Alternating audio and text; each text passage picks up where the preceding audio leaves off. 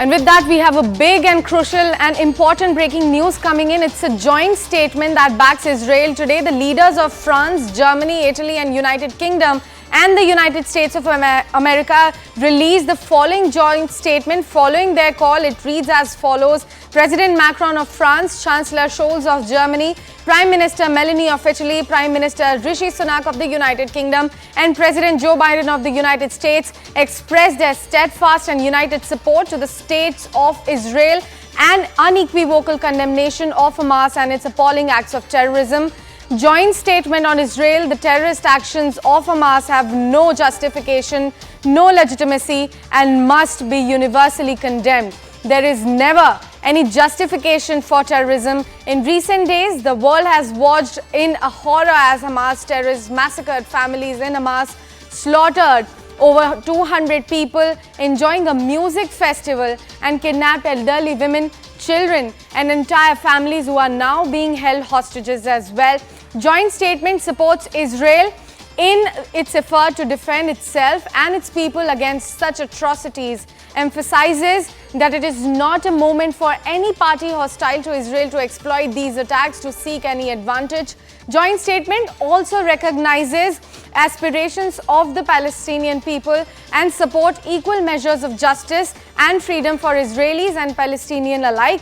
But make no mistake, Hamas does not represent those aspirations and it offers nothing for the Palestinian people other than more than terror and bloodshed.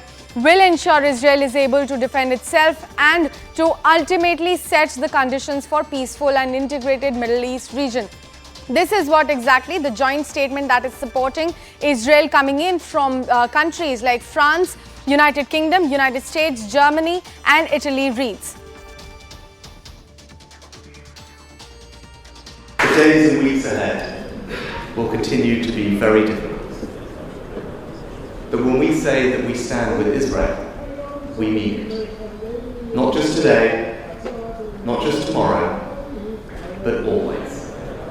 And I will stand with you, the British Jewish community, not just today, not just tomorrow, but always. Am Yisrael Chai. We have CNN News 18's Siddhant Mishra joining us on the phone line early this morning. Siddhant, a very good morning to you. Could you give us details about the joint statement that we just read for our viewers? Also at this point of time, why it is extremely crucial for Israel as well as Palestinian people? Yes, that's right. So Israel is getting a lot of support from the global community. Perhaps the support is pouring in from all these Western powers. They have supported Israel, and perhaps they have also endorsed Israel's right to defend. And joint statement on Israel have also been issued, in which the leader of France, Germany, Italy, United Kingdom, and the United States of America released this statement, in which they spoke about the terrorist actions of Hamas have no justification, no legitimacy, and they also go on to write that how 200 people have been killed. Even there was an attack on a music festival which was going on. The women have been kidnapped, the children have been kidnapped. So it's a very long and very comprehensive statement that has been issued by 7 countries. Also, U.S., other than this joint statement, there is one other statement which has been released by President Joe Biden, in which he has spoken about how Americans have been killed and how Israel and America are inseparable. So, America is assuring Israel for all sort of support in its exercise of counteroffensives.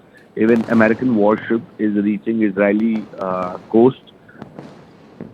If in case tomorrow Hezbollah joins the war directly, then in that case we can expect United States of America also to come in and defend Israel.